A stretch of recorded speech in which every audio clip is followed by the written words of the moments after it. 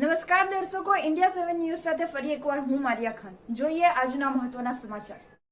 Amreli Savarkundla national highway ઉપર અજાણ્યા વાહન અડફેટે સિંહણનું મોત. તો અમરેલી સાવરકુંડલા રોડ ઉપર દેવળિયાના પાટિયા પાસે અજાણ્યા વાહન સાથે સિંહણનો અકસ્માત સર્જાયો છે. સવારે 1 થી 3 વર્ષના માદાજી બાળનું વહેલી સવારે અકસ્માતમાં મોત નીપજ્યું છે.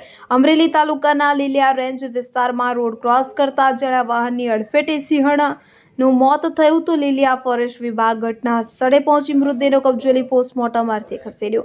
વન વિભાગ દ્વારા અકસ્માત સર્જનાર અજાણ્યા વાહનની શોધખોળ હાથ ધરાઈ છે. તો આ વિસ્તારમાં અનેક સિંહોની અવરજવર રહેતી હોવાને કારણે બંને સાઈડ તાર ફેન્સિંગ કરવા માંગ કરવામાં આવી છે. અકસ્માત સર્જી નાસી જનાર વાહન ચાલક વિરુદ્ધ ગુનો નોંધી કડક કાર્યવાહી કરવા શિવ પ્રેમીઓએ માંગ કરી છે. Bureau report, India 7 news. જે શું નામ છે, શું પોસ્ટ છે, અને આજે એક સિંહણનું અકસ્માતમાં મોત થયું છે, શું કહેશો? Nathalal Sukhadia, line nature foundation Amreli તાલુકામાં જે જંગલી પ્રાણીઓની વિશેની સંસ્થા છે એમાં હું સેવા આપું છું.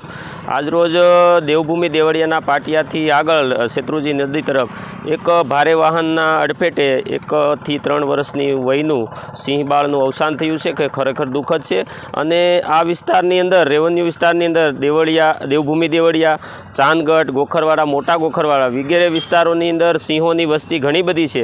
તો જંગલ ખાતા તરફથી જે આ સિંહો રોડ ઉપર આવે છે એની સુરક્ષા માટે ઊંચા ટેકરા બનાવવામાં આવે, પીવાના પાણીના વધુ સોર્સ ઊભા કરવામાં આવે, તો જે આજે અકસ્માત ઘટ્યો છે એ ન ઘટે. અને દેવળિયાથી લાપાળિયા સુધી સાવરકુંડલા રોડ પીપાઓ પોર્ટને કારણે સતત મોટા વાહનોથી ધમધમતો રહે છે. તો બંને બાજુ તાર ફેન્સિંગ કરવામાં આવે તો આજે જે ઘટના ઘટી છે એ ભવિષ્યમાં સિંહોની ઘટના ન ઘટે. અને જે કોઈ વાહન ચાલકે આની અડફેટે લીધું છે એની સામે કાયદેસર ગુનો નોંધી અને પગલાં ભરવામાં આવે એવી અમારી સિંહ પ્રેમીઓ વતી વિનંતી છે.